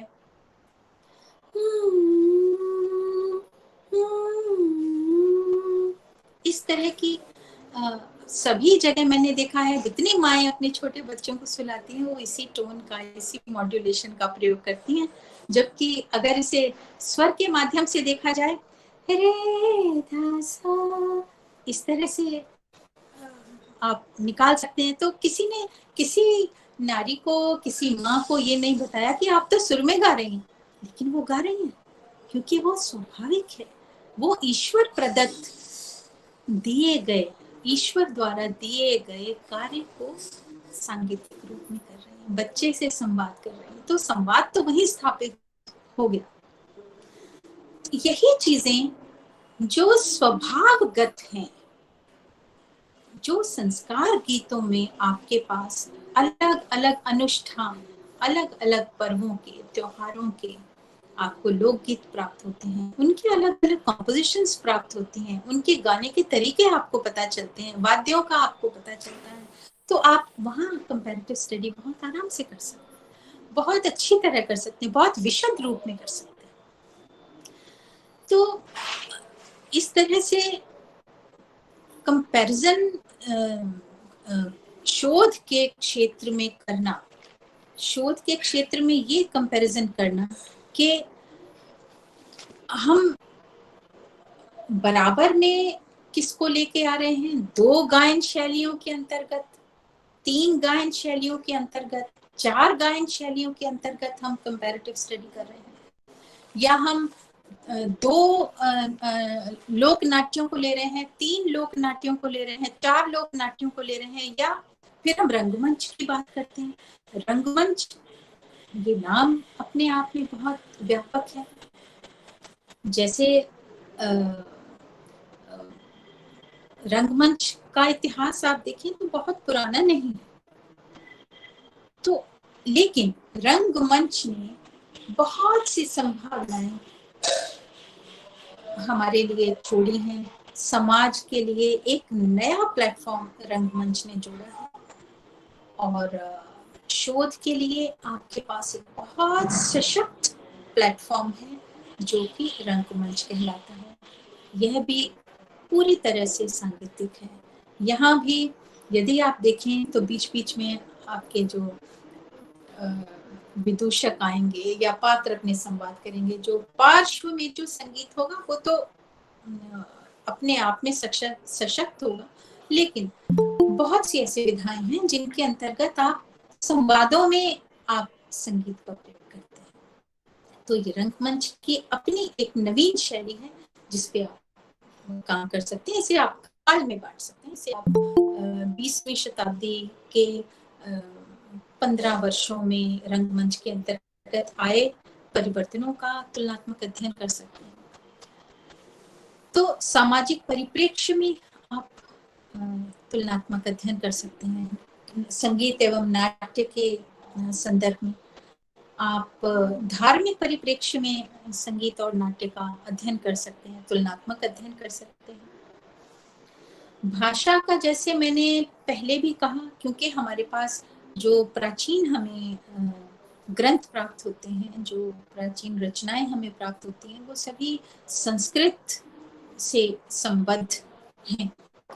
तो इनके अतिरिक्त एक हिंदी का स्तर बहुत व्यापक है। हिंदी में आपको बहुत से नाटक मिलेंगे, और रंगमंच की तो बात मैं इसी तरह कर सकती हूँ जैसे कि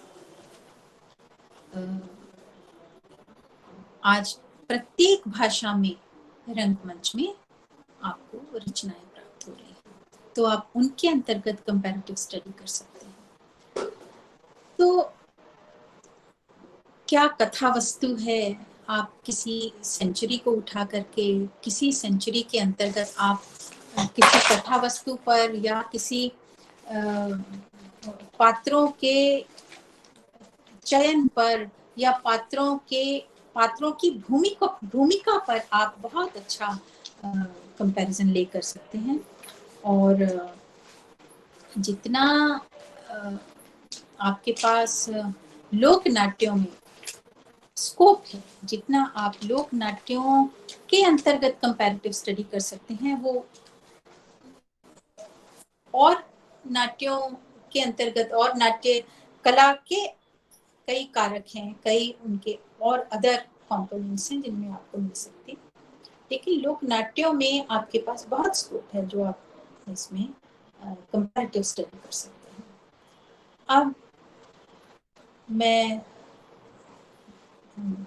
मुझे लगता है कि विशेषताओं पर मुझे आ जाना चाहिए, क्योंकि मुझे लगता है कि काफी मैं बोल चुकी हूँ।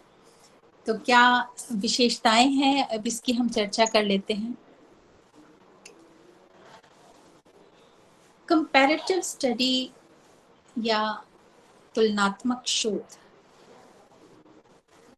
ये आपको पहले तो ये देखें कि ये देता क्या है, आपको लाभान्वित कहाँ करता है। पहले आपको लाभ कुछ ना कुछ तो प्राप्त होता है, तभी तो वो विशेष होता है।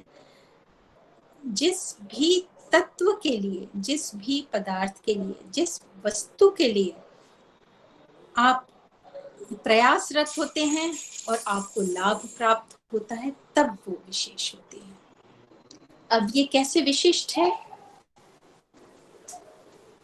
कंपैरेटिव स्टडी से आप गहन अध्ययन तो करते हैं, या साधारण रिसर्च में यदि करते हैं तो आप गहन अध्ययन तो करेंगे ही करेंगे। लेकिन जब आप कंपैरेटिव स्टडी करते हैं तो यहाँ आप गहनतम अध्ययन करते हैं। सबसे अधिक गहनता जहां आप अपने प्रयासों में लेके आते हैं, ऐसा अध्ययन जो गहनतम हो, उसका प्रयोग आप करते हैं, क्योंकि वहां आप केवल वन लाइन्ड स्ट्रीम आपके पास नहीं होती है, वहां आपके पास देखने के लिए 3-4 कंपोनेंट्स हैं जिनके अंतर्गत आप कंपैरिजन देख रहे हैं। फिर आपको लाभान्वित करता है कंपैरेटिव स्टडी, आपको समग्र ज्ञान देती है। एक विषय जो आप चुन लेते हैं, एक विषय को चयन करने के बाद जब आप उस विषय को, उस एरिया को जानने लगते हैं, उस एरिया के अंतर्गत आप 3-4 ग्रंथों का या जिन भी विशेषताओं का आप अध्ययन कर रहे हैं, आप समग्र ज्ञानी हो जाते हैं उस एरिया के, क्योंकि आप न केवल एक रचना के ऊपर आधारित कर रहे हैं अपनी शोध को, आप कई स्ट्रीम्स को लेकर चल रहे हैं, कई रचनाओं को लेकर चल रहे हैं, बहुत सी कैरेक्टरिस्टिक्स हैं जो आप देख रहे हैं। तो आपकी जो देखने की दृष्टि है वो समृद्ध हो जाती है, आपकी अंतर्दृष्टि जागृत हो जाती है, आप अंतर्दृष्टि से उसको देखते हैं, आप उसका निरीक्षण बहुत सूक्ष्म करने लगते हैं, बहुत पैना आपका देखने का नजरिया बहुत बहुत पैना हो जाता है, आपकी जो मेथोडोलॉजीज हैं वो इम्प्रूव होने लगती हैं। मैं एक सेकंड,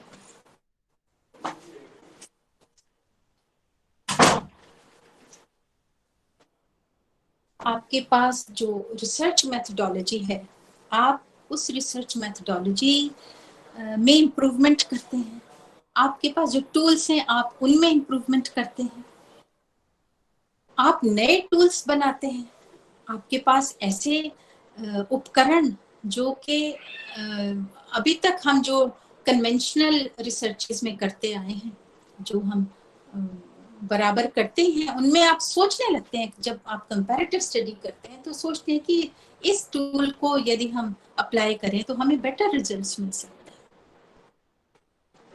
और जब आप कंपैरेटिव रिसर्च कर रहे हैं तो आप अभिकल्प जो है वो बिल्कुल योजनाबद्ध आपका डिजाइन हो जाता है, आपका रिसर्च डिजाइन जो है वो बिल्कुल सिस्टमैटिक हो जाता है। आप, क्योंकि आपके पास काम बहुत है, क्योंकि ये स्ट्रीम ऐसी है जो बहुत व्यापक है, बहुत ज्यादा व्यापक है, और वैसे तो शोध अपने आप में ही, जैसा शब्द से ही मालूम होता है कि रिसर्च, बार बार आप खोजते ही रहते हैं, ये तो निरंतर एक प्रक्रिया है। लेकिन जहां आप कंपैरिजन करते हैं तो आपके पास कार्य का, आपके पास समय का, आपके पास एनर्जी का, क्षमता का बहुत अधिक मात्रा में आपके पास उसको होना चाहिए ताकि आप सक्षम हो सकें उसको करने के लिए।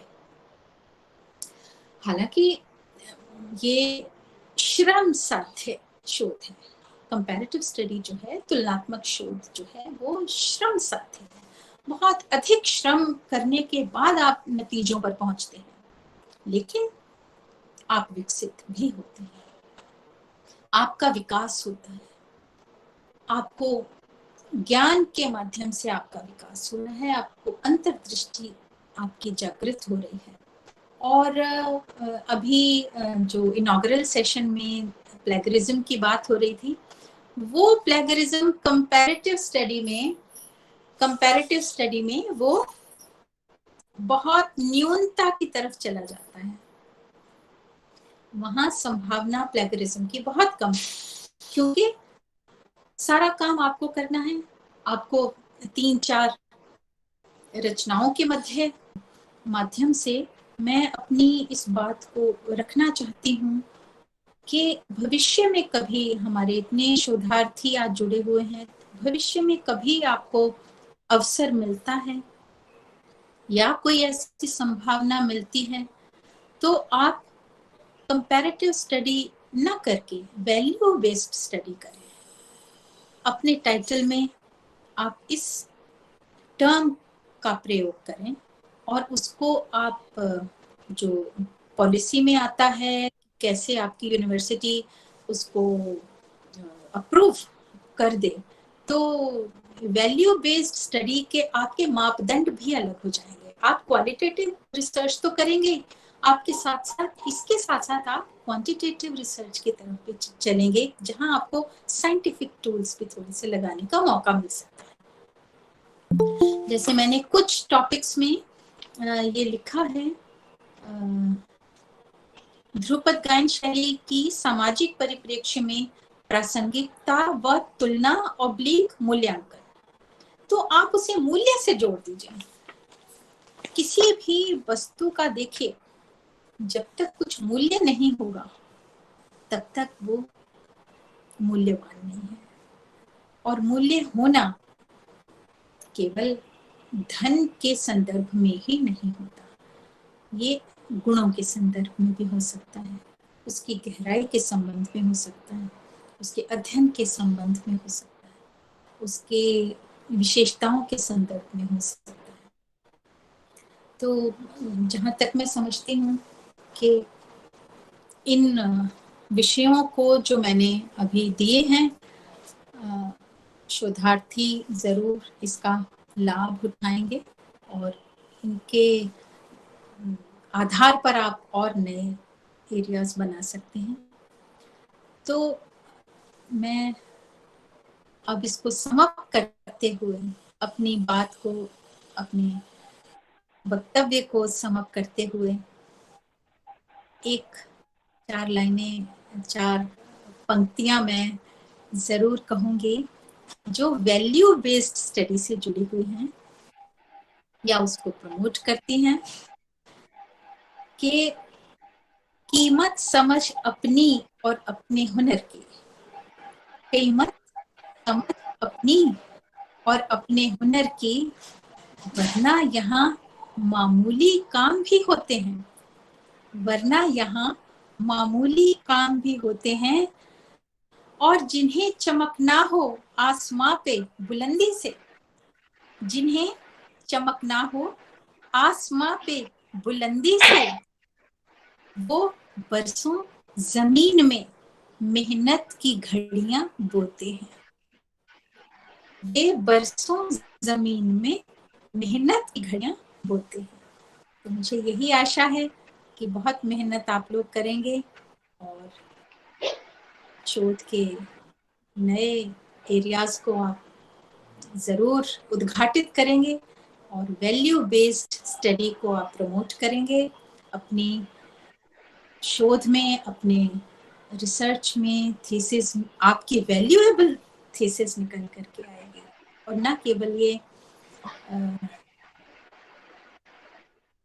किसी एक प्रांत विशेष की वैल्यू होगी, ये हमारे पूरे नेशनल रिसर्च की वैल्यू बढ़ेगी। तो इसी वक्तव्य के साथ मैं बहुत बहुत पुष्पम जी को धन्यवाद ज्ञापित करती हूँ और यहाँ हमारे से जो प्रशासनिक अधिकारी हैं, माननीय कुलपति महोदय यदि हैं और कुलपति महोदय यदि हैं, और लावण्या जी, प्रोफेसर लावण्या जी, मैं आपका बहुत आभार करती हूँ, धन्यवाद करती हूँ कि आपने मेरा परिचय भी इतनी जेनरोसिटी से कराया। Thank you so much. और मुझे उम्मीद है कि मेरे वक्तव्य से छात्रों को कुछ लाभ होगा। धन्यवाद। बहुत बहुत आभार प्रोफेसर सुधा सहगल जी। आप खुद इसके उदाहरण हैं मूल्य आधारित शोध के। आपने संगीत में इतने उत्कर्ष कार्य किए हैं, सारे वैल्यू बेस्ड हैं। मैं आपके शोध कार्यों को जानती हूँ और आपके साथ मुझे ऐसा सानिध्य भी मिला है कि मैंने आपको काम करते देखा भी है। और आपने जितने भी जुड़े हुए शोध छात्र हैं उनको आपने इतने बड़े डायमेंशन में काम करने का अवसर दिखाया है। आपने कम समय में इतने विस्तार फलक को दिया है उनके लिए कि अब वो ये सोचने को विवश होंगे कि मूल्य आधारित हम मूल्यांकन करते हैं, लेकिन उस मूल्यांकन को दूसरे भी समझें, दूसरे भी जाने।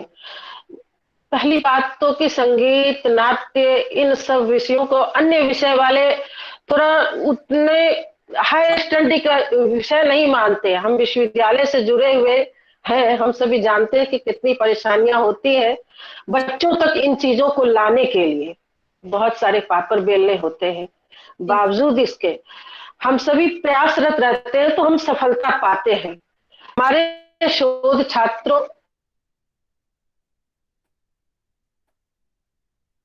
से आप जो भी कार्य करें, फील्ड वर्क जाए, फील्ड में जो चीजें पड़ी हुई हैं उन चीजों को बाहर लाएं। सब अपन अपन कट गए।